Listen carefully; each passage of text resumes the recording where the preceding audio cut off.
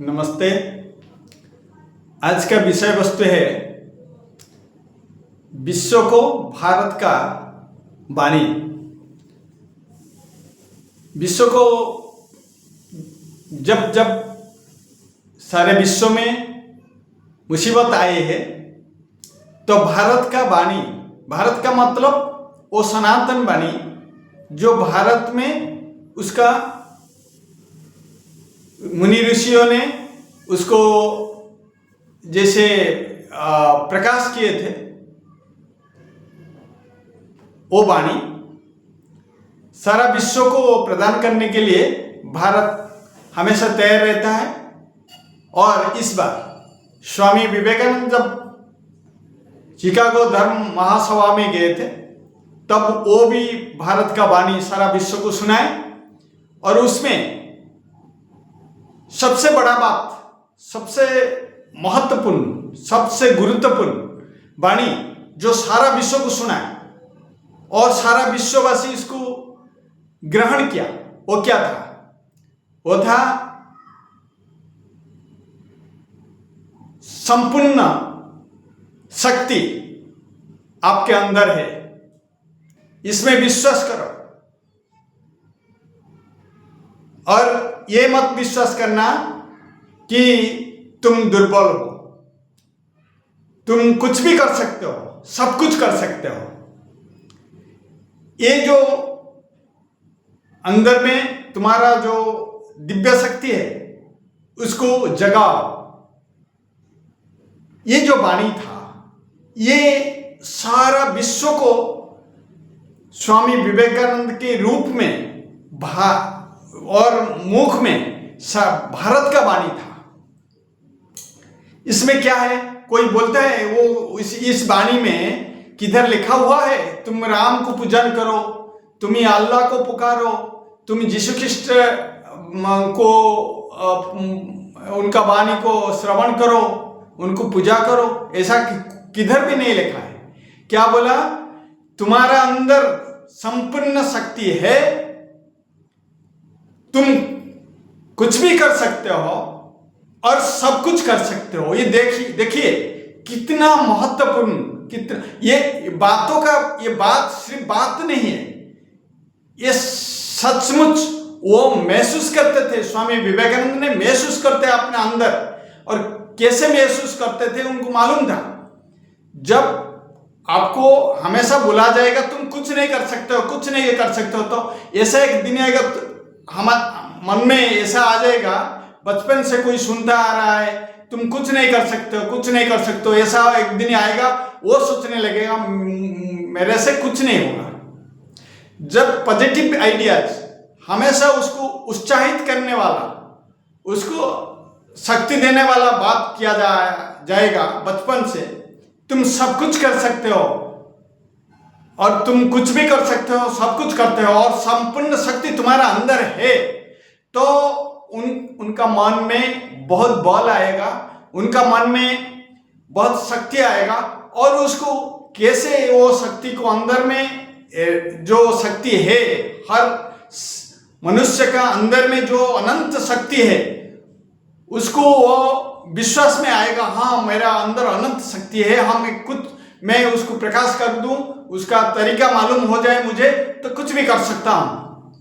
ये बात स्वामी जी ने बोले। ये हिंदू हो, मुसलमान हो, क्रिश्चियन हो, बौद्ध हो, कोई भी, वो खुद को विश्वास, उसको उनका मन में विश्वास आ जाए मेरा अंदर अनंत शक्ति है, मैं कुछ भी कर सकता हूं, सब कुछ कर सकता हूं। और इतना हर बच्चे, हर मनुष्य, सारा विश्व का ये सोचने लगेंगे तो ये विश्व को अच्छा होने के लिए, बहुत आगे बढ़ने के लिए ज्यादा समय नहीं लगेगा। इतना महत्वपूर्ण ये वाणी है और कुछ प्रचार करने का जरूरत नहीं है, और कुछ धर्म, कुछ संप्रदाय को प्रचार करने का जरूरत है। तुम मुसलमान होकर रह सकते हो, तुम हिंदू होकर रह सकते हो, तुम क्रिश्चियन होकर रह सकते हो, तुम बौद्ध होकर रह सकते हो, इसमें कुछ फर्क नहीं है। मगर तुम्हारा अंदर जो अनंत शक्ति है उसको तो एक्सप्रेस कर सकते हो।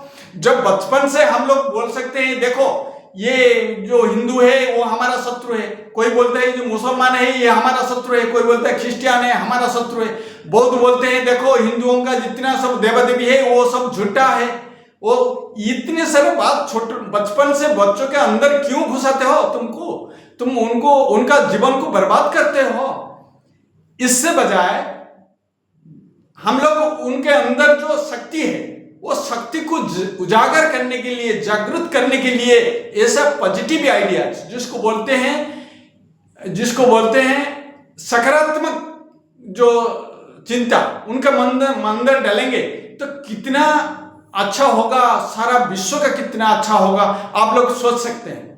तो ये भारत का वाणी है सारा विश्व को, तो सबके अंदर अनंत शक्ति है, दिव्य शक्ति है, वो दिव्य शक्ति है और वो उसका कभी वो मर नहीं सकता है, वो अमर है।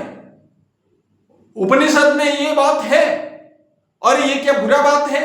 उपनिषद में है, जैसे श्वेताश्वतर उपनिषद में है, क्या वो स्वामी जी में वस्तुता में भी ऐसा बोले थे जब अमेरिका में, शुणन्तु विश्वे अमृतस्य पुत्रा आये धमानि दिव्यानि तस्तु वेदाहमेतं पुरुषं महान्तं आदित्य वर्णम तमसः परस्तात्। ये जो बात बोले थे, ये वेदांत में है, इसका मतलब क्या है? देखो अमृतस्य पुत्रा, तुम कभी मर नहीं सकते हो, हम लोग कभी मर नहीं सकते। ये शरीर जो बोलते हैं हम लोग विज्ञानवादी है, वो बोलते हैं क्या ये शरीर दहन हो जाए, वो शरीर के बाद मर जाए तो सब खत्म हो गया। ये क्या नास्तिकवादी जो है होते हैं, जैसे बौद्ध है, जैसे जैन है, थोड़ा नास्तिक है, वो क्या ये नहीं मानते हैं इसके बाद मरने के बाद कुछ है कि नहीं, वो नहीं मानते हैं। मगर बुद्धदेव ने मानते थे। ये बुद्धदेव का जो फॉलोअर्स है आजकल, वो बुद्धदेव को ठीक से ढंग से वो समझ नहीं पाए, वो बोलते हैं मरने के बाद और कुछ नहीं। बुद्धदेव खुद ने बोल के गए उनका पिछले जन्म में क्या क्या वो हुए थे और कैसे क्या क्या कर रहे थे। तो ये जन्मांतरवाद है और उसमें क्या है, हम वो जो शक्ति है वो कभी नहीं मरता है। हम लोग विज्ञान में भी ऐसे पढ़ रहे हैं, शक्ति अक्षय, ये तो हमको मालूम है ना। तो जितना शक्ति है वो कभी कम नहीं होता है, ज्यादा नहीं होता है। तो कैसे वो टूट जाएगा? हम मरने के बाद शक्ति कैसे नष्ट हो जाएगा? कोई विज्ञान के तरफ से आए तो उनको भी पूछ हम सकते हैं कैसे मर जाए तो उनका अंदर जो शक्ति था वो कहाँ चला जाएगा? तो रहेगा कि नहीं रहेगा, ये विश्व में रहेगा कि संसार में रहेगा कि नहीं रहेगा? तो हम अमर हो गए कि नहीं हो गए? तो ये जो शारीरिक शक्ति है वो सीमित है, वो थोड़ी दिन के बाद नष्ट हो जाएगा। अंदर में जो दिव्य शक्ति है, अनंत शक्ति है, वो कभी नष्ट नहीं होता है। तो ये बात बचपन से बच्चों को पढ़ाया जाए, तो सिखाया जाए और मेडिटेशन करके उसको कैसे जागृत किया जा सकता है, इसको सारा विश्व का कितना अच्छा होगा। ये बात कौन बोलता है? भारत का वाणी ये है, भारत का वाणी, और सनातन धर्म का ये है वाणी। और इसको सनातन हिंदू संस्कृति सनातन संस्कृति है। जो हिंदू संस्कृति को गाली दे रहे हैं वो उनका सब बहुस्वरवाद है हम लोग का, हम बहुत ईश्वर है, 33 देव देवियां हैं। तो मैं उन लोग को पूछता हूं, तो सब देवा देवी के पहले मंत्र का पहले क्या बोलते हैं? ओम नमः शिवाय, ओम नमः भगवते वासुदेवाय, ओम मां काली, ओम मां दुर्गा। तो सबके पहले हम ओम लगाते हैं। ओम का मतलब है यूनिटी, एक। हम लोग बहुस्वरवाद का विश्वास नहीं करते हैं, हम एकस्वरवाद। हिंदू का एक ईश्वर है, वो है ओम। इसलिए हर देवा और देवी के पहले ओम लगता है। ओम का मतलब है ईश्वर।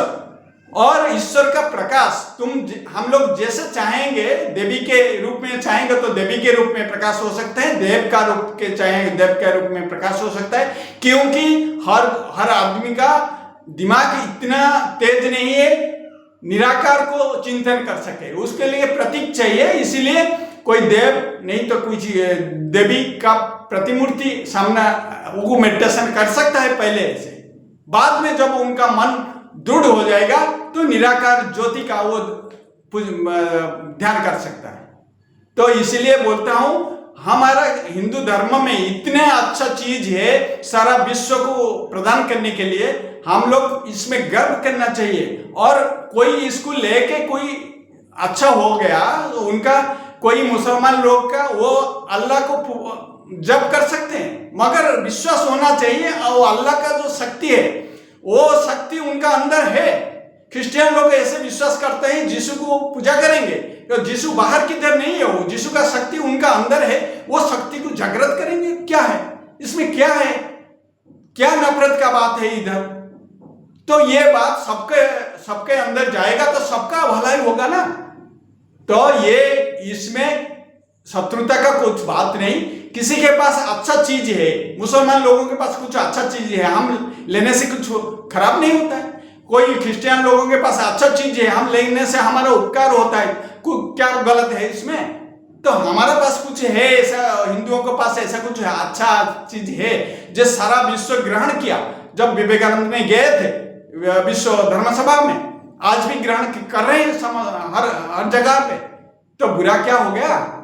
तो इसलिए हम हिंदुओं को भी मैं बोल रहा हूं, देखिए हिंदू लोग अपना धर्म को पहले अपने जीवन में लाए और अंदर में छिपके रहा जो शक्ति, अनंत शक्ति है, दिव्य शक्ति है, उसको प्रकाश कीजिए। बाद में बोलेंगे हम हिंदू मुसलमान क्रिश्चियन, उसमें कुछ नहीं है। सब मुसलमान लोगों के अंदर, सब क्रिश्चियन लोगों के अंदर, सब बौद्ध लोगों के अंदर, सब जैन लोगों के अंदर ये अनंत शक्ति है। इसको प्रकाश करने का नाम है आध्यात्मिकता, स्पिरिचुअलिटी। और ये धर्म है, संप्रदाय धर्म नहीं है। इसीलिए संप्रदाय के पहले धर्म संप्रदाय लगा जाता है। सिर्फ धर्म एक है सबका। तो बाद में हम लोग और ज्यादा उसके ऊपर आलोचना करेंगे। अभी तो समय हो गया, आज विदाई दीजिए, बाद में फिर बाद का जो सत्र आएगा उसमें हम आलोचना करेंगे। जय हिंद।